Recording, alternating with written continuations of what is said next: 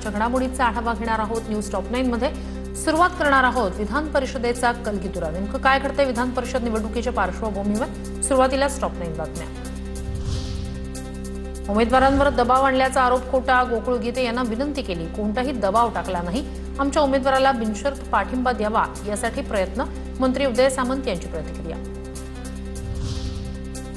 गोकुळ गीते यांना भेटून पाठिंब्यासाठी विनंती करणार, मंत्री गिरीश महाजन यांची प्रतिक्रिया। तर गीतेंनी आमच्या उमेदवाराला बिनशर्त पाठिंबा द्यावा, उदय सामंत यांचं आवाहन। नाशिकमध्ये गोकुळ गीतेंकडून प्रचाराला सुरुवात। महायुतीच्या नेत्यांनी बोलावलं तर जाणार, पण माघार घेणार नाही। आता माघारीचा विषय संपला, गोकुळ गीते यांची ठाम भूमिका।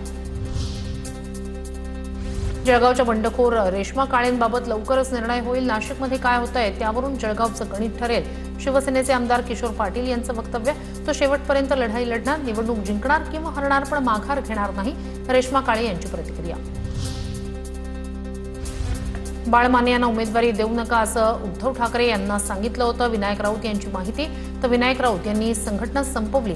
ठाकरेंच्या शिवसेनेतून हकालपट्टीनंतर बाळ माने यांचा आरोप। ठाकरेंच्या सेनेतून हकालपट्टीनंतर बाळ माने भाजपमध्ये प्रवेश करण्याची शक्यता।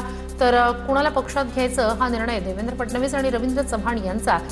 मी फक्त प्रतिनिधी, खरे रणनीतिकार फडणवीस। बाळ मानेंसंदर्भातल्या प्रश्नावर नितेश राणे यांची प्रतिक्रिया।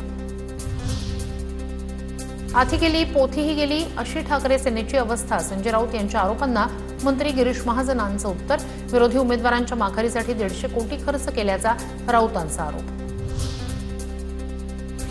खासदार म्हणून विनायक राऊत अपयशी का झाले? कोकणात आता ठाकरेंच्या सेनेचं काहीच राहिलं नाही। सुनील तटकरे यांची ठाकरे सेनेवर टीका। तर जनतेच्या पाठिंब्यानं माझ्याकडे पद, कुणाच्या मेहरबानीनं नाही।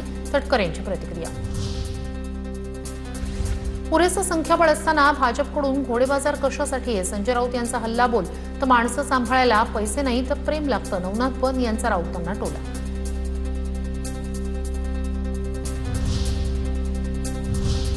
आता पाहूया टॉप 9 बातम्या। विधान परिषद रणधुमाळी। सोलापूरमधील उमेदवारीवरून महाविकास आघाडीत फूट। मोहिते पाटील यांनी केसानं गळा कापला। मतदानावर बहिष्कार टाकणार उत्तम जानकरांचं वक्तव्य। तर घरातील वाद चर्चा करून मिटवू, धैर्यशील मोहिते पाटील यांची प्रतिक्रिया। तर भेट घेऊन नाराजी दूर करणार, उमेदवार वसंतराव देशमुख यांची प्रतिक्रिया।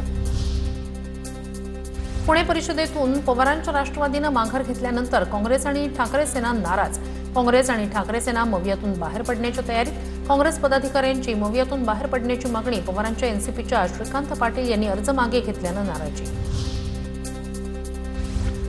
विधान परिषदेत झालेल्या बिनविरोध राजकारणाचा जाहीर निषेध। माघार घ्यायची होती ते एवढी उठाठेव कशासाठी? ठाकरे सेनेचे नेते वसंत मोरे यांचा संतप्त सवाल। पवार गटानं माघार घेणं आमच्यासाठी नवीन नसल्याची ही टीका।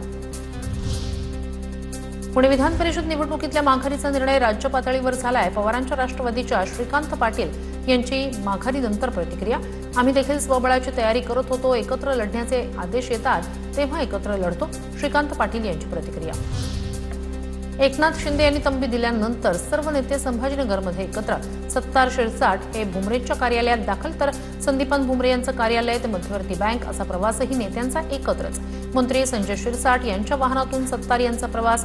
असा सुखद प्रवास पुढेही चालूच राहील, मंत्री शिरसाट यांची ग्वाही। ठाणे पालघर विधान परिषद बिनविरोध झाल्यानंतर शिंदेच्या शिवसेनेच्या रवींद्र पाठक यांनी प्रमाणपत्र स्वीकारलं। रवींद्र पाठक यांनी ठाणे जिल्हाधिकारी कार्यालयातून अधिकृत प्रमाणपत्र घेतलं। यवतमाळचे काँग्रेस पक्षाचे उमेदवार साहेबराव कांबळे आणि चंद्रपूरचे उमेदवार शैलेश अग्रवाल यांची काँग्रेसमधून हकालपट्टी। विधान परिषद निवडणुकीतून माघार घेतल्यानं काँग्रेसकडून कारवाई। शैलेश अग्रवाल यांनी कोणालाही विश्वासात न घेता उमेदवारी अर्ज मागे घेतला। शैलेश अग्रवाल यांनी काँग्रेस नेत्यांवर केलेल्या आरोपांमध्ये तथ्य नाही। काँग्रेस जिल्हाध्यक्ष सुभाष धोटे यांची प्रतिक्रिया।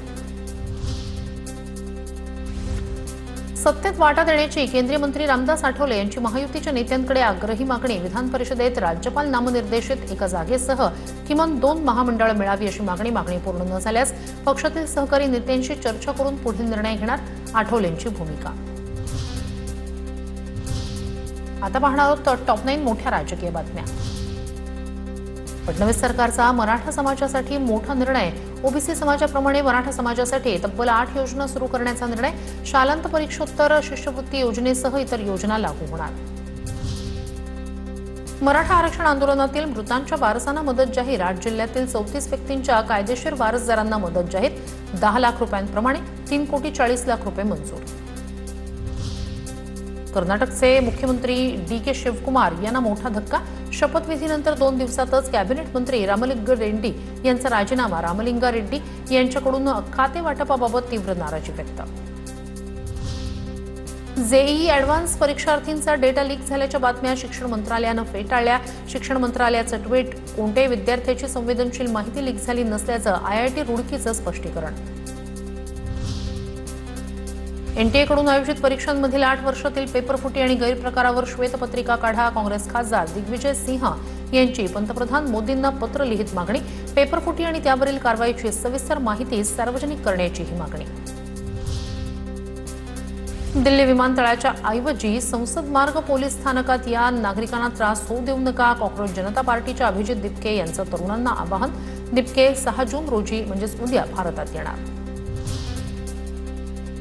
कॉक्रोच जनता पार्टीचे संस्थापक अभिजित दिपके यांना भारतात आल्यावर सुरक्षा द्यावी, त्यांच्यावर हल्ला होण्याची शक्यता नाकारता येत नाही। मुख्यमंत्री फडणवीसांनी त्यांना सुरक्षा देण्याविषयी केंद्राशी बोलावं। पवारांच्या राष्ट्रवादीच्या नेत्या रोहिणी खडसे यांनी ट्विटच्या माध्यमातून केली मागणी। शक्तीपीठ महामार्गाच्या सर्वेक्षणासाठी माळशिरस तालुक्यातील शेतकऱ्यांना घरातून उचलून नेत ताब्यात घेतल्याचा रोहित पवार यांचा आरोप। राज्यातील शेतकरी स्वाभिमानी जुलमी सरकारच्या दडपशाहीला घाबरणार नाहीत, रोहित पवार यांची एक्सपोस्ट।